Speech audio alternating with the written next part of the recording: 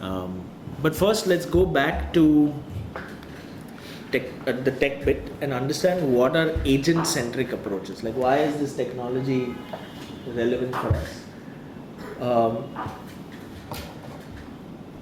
All of you are familiar with traditional technology and your smartphones, social networks, Facebook, WhatsApp, Instagram, all of that.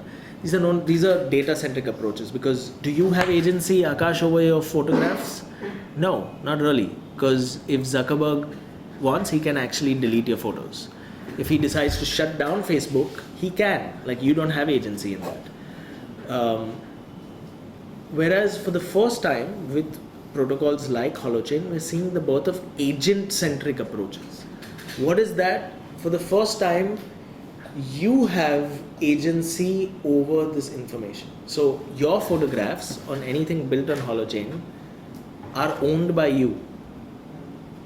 That's a big deal, because, for example, with money, why do we have this sense of agency over money? Because you know that without due democratic process, it can't be pulled from your bank account. Like, no one can go at the back end and delete those ledgers. And so that sense of agency is really important. And so in tech so far, we've never had that concept of agency. Like, your Uber rating, if you're a driver in Uber, is not wealth to you, because you don't own it. If you have a fight with the Uber CEO, he potentially could delete it. You can't take that Uber rating and go to a Kirana wala shop and try and apply it there, because it's not in your wallet, it's not yours. So for the first time, because of Holochain, because of immutability of data, we're seeing a flip in technology. And this is really, really critical. Like, it's a renaissance of sorts we're seeing in technology, where for the last 10 to 15 years, our data is sitting somewhere, in Sweden, and we aren't trusted to hold it ourselves. And for good reason. Like, we could lose it in an earthquake, someone, we might delete it, our hard drive might get corrupted, whatever.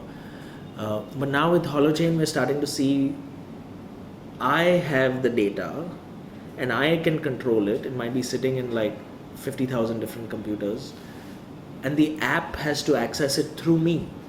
That's a big deal. Like, it's a big flip in the way we think.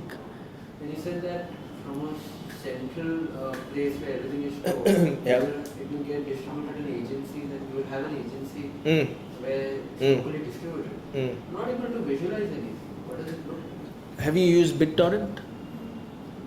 This movie downloading thing. But basically, think about how if you're downloading a song of BitTorrent, like, fragments of it come from somewhere, right? Like, you don't know where they're coming from. Holochain has kind of reverse engineered that. So you clicked a photo, you stored it on your computer, or your phone. That photo is split into 1 million shards of fragments and fragmented into 1 million other computers. Only you hold that cryptographic key to piece it together. Okay? You don't even know where the computers are, but only you hold that key which brings it all together and like meshes it back together. You have the access to say, I'm going to post it on this social network with these 50 people. I also have the agency to pull it down, because remember, I have the key. So that's a huge flip in the way things work. Currently, how does it work? You click a photo, it goes into Mark Zuckerberg's servers. He can decide whether he wants to never delete it. He can decide if he wants to delete it tomorrow. He can decide who you can share it with. Right? Like, that's the data-centric model. What I'm talking about is the agent-centric model. And that's the big flip that we've seen. Since it's agent-centric, so I decide, I have clicked a photo, so I kind of send the fragment. So how easy it is to fake my reputation. So I can fake it that I have clicked 10 photos, and then because I have the agency over data, right? Or whatever the data. Yeah, but I say agency doesn't mean like it's just stored on your hard drive. Like, it's actually being validated by 5,000 other computers, right? So you'd have to go to all of those 5,000 computers and change information there in order to tamper with this information. Which is why distributed ledger, it's a distributed consensus. It's not... the same Bitcoin on a logic, in a way. Well, I would say a more efficient algorithm for that, because Bitcoin pushed that information to every node on the network. Now it's being done through a process that's called gossip. So it's only, like if it's a less critical form of data, like Sid swiped on this photo, we don't need 1 million people validating it. Maybe we need 50. So it lets you adjust the cost for some of that stuff. Yeah, but hardware-wise, how does it look? What do all of us have to have? Any computing device. And so Holochain is the protocol which allows this to be split and shared via the internet to other computing devices. So they've created, so basically, say you clicked a photo and decide to fragment it. 10 of us can rent our computing devices, which may be a laptop, maybe an Apple Watch, it might be a smartphone, to the network and earn Holo Fuel. It's like Airbnb but for storage and computation. That makes sense? Like it's literally that. Like I have a spare laptop lying around, I can actually plug into the network and earn money for renting storage and computation to you. Holochain was created by two people, Art and Eric Harris Brown. That's Art Brock. For the last 20-25 years, John, I don't know if you know them. They've been associated with the Schumacher Institute in Massachusetts. Yeah, it is. They're part of the MetaCurrency. They created the MetaCurrency project about 5-6 years ago. But for the last 20-25 years, they've been very heavily involved in alternative currencies. They've been doing like currency design workshops for communities. So like literally like know what they're speaking about. So when blockchain and all of these things were coming about, they said, hang on, why are we using this technology just to measure coins? Like that's so silly. There's so much depth to what we do as humans. Like let's start creating agent-centric approaches.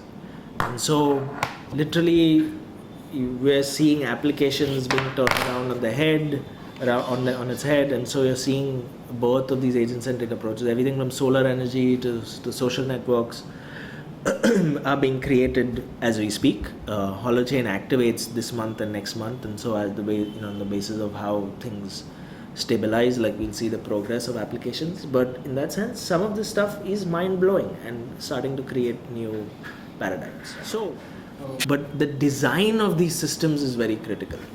It's like thinking about yourself as an architect. Like the fact that this room is designed in this way is conducive for conversation. If it was designed as chairs facing the opposite way towards the wall, we wouldn't be able to have this discussion.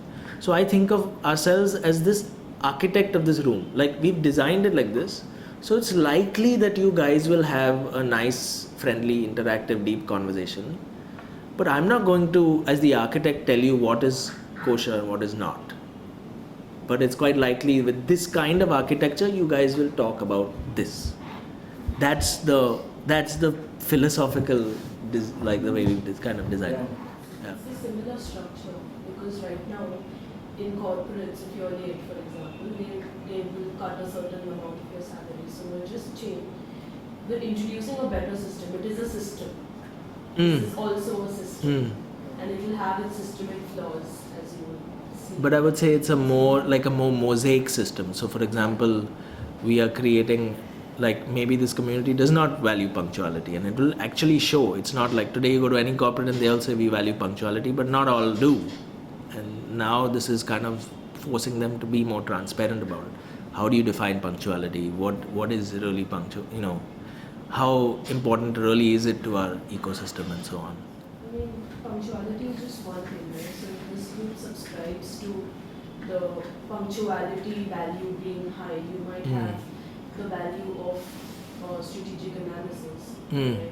So that is going to, I'm just saying that it's not like pie. It's not like if I get benefit out of it, there is less for you. Your benefit just goes somewhere else. You're drawing from somewhere else. That's there. But in order to be a part of this group, I need punctuality. But that's what the group has decided. Yeah. So, Yeah. but my strategic or analytical reputation won't help me to get into this. Maybe not in this group, but like she's saying, maybe there's 50 others. You might have like 4-5 different values they want Yeah. to hold up. Yeah. And anyway, if you are not too great at functionality and somebody else is not too great at say, analytical skills, then that's always going to give a vague picture of it. So it's not like Like the way you're saying it, it's becoming like the conversation about money when we said money is very sterile and it's very transactional.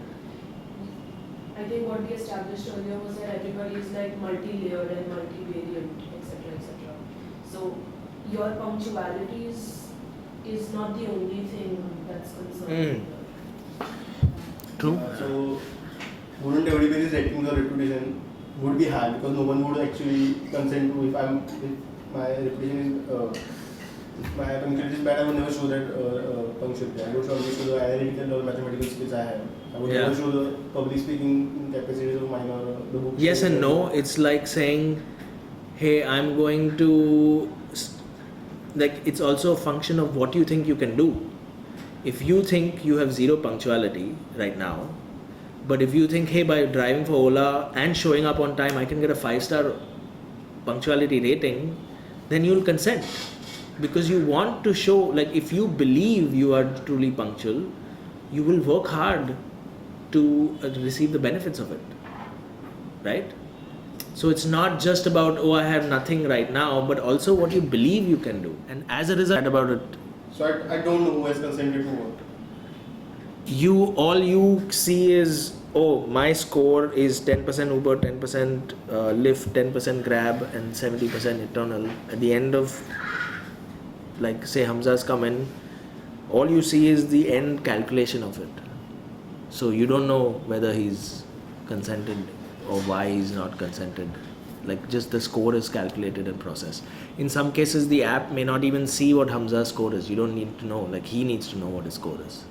All you need to decide is 5-star and above get these benefits, 4-star and above get these benefits, 3 stars and above get these benefits. So it's a very different app mindset. Like, you are not data centric, you are agent centric. So apps are basically creating the grammar and you're letting him talk whatever language he wants. So as an app creator, you are just fixing the grammar for this language. Whereas in the current thing, you are like watching everyone talk and accessing their conversation and making money out of it. Whereas agent centric, you are just saying, here's my rules, do what you want. And so your skill is in creating those rules of interaction. And so therefore, Bindya might think a good rule for this interaction is letting anyone talk whenever they want. Arnaz might say, no, we go in order. And so there might be different purposes. Like maybe for a book club, talking one after the other is good. Maybe for, I don't know, best cat videos, you want to go spontaneous. Did you say Cat cat? videos, yeah. Like actual kitten videos, yeah. I don't know. Maybe, and this value, like maybe we're a group of funny memers. Some of that thrives when there is chaos. Like everybody has the freedom to make whatever meme they want about a topic. So that is the new skill of entrepreneurship, like understanding what are we trying, why are we gathered here? Are we just, what is the purpose of us gathering here? And then figuring out what are the best rules for our interaction. And I would say that is like the future entrepreneur. As a result of the agent centricity, we're starting to see our reputation can be money as well, right? Because what was money? We needed that immutability of it.